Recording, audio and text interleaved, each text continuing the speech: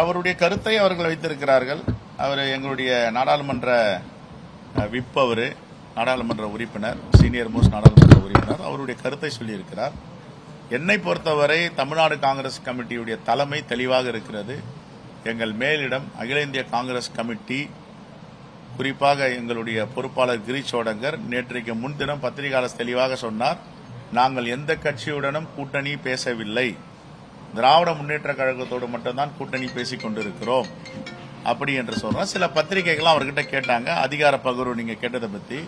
அப்ப சொன்னார், எந்த கட்சி தான் அதிகாரம் இல்லாமல் இருக்க முடியும், வேணா கொடுத்தா வேணான்னு சொல்ல போறோம் அப்படின்னு சொன்னாரு. அகையில எந்த தலைமை என்றாலும் எங்களுடைய அகில இந்திய தலைமை, தலைவர் ராகுல் காந்தி, தலைவர் மல்லிகார்ஜுன கார்கே, இங்க தமிழ்நாட்டில் இந்தியா கூட்டணியா தலைவராக இருக்கிற அண்ணன் மு.க. ஸ்டாலின் அவர்கள், முதலமைச்சர் அவர்கள் சேர்ந்து முடிவெடுப்பாங்க.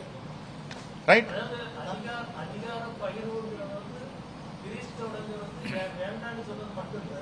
வேண்டாம் சொல்லி அவர்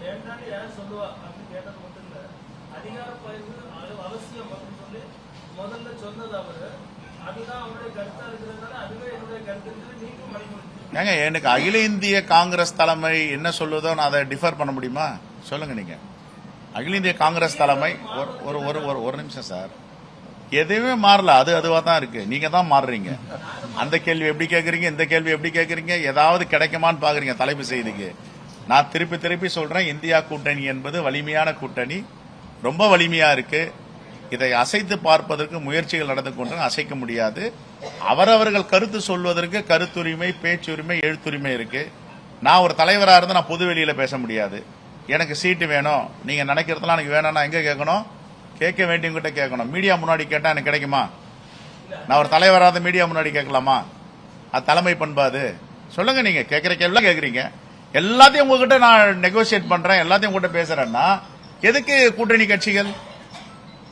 எங்க கூட்டணி கட்சி தலைவரோடு நாங்கள் எங்களுக்கு எது தேவையோ நாகரிகமாக கேட்போம், நாகரிகமாக பெறுவோம். இதுல எந்த மாற்று கருத்தும் கிடையாது. எங்க அகில இந்திய தலைமை சில வழிகாட்டுதலை கொடுத்திருக்கு. எங்க கிரீஷ் சோடங்கர், அவர் தான் அந்த குழுவோட தலைவர், அவர் பேசிட்டு இருக்காரு. எதுவும் சொல்லல, அவர் நியாயமா சொல்லியிருக்காரு.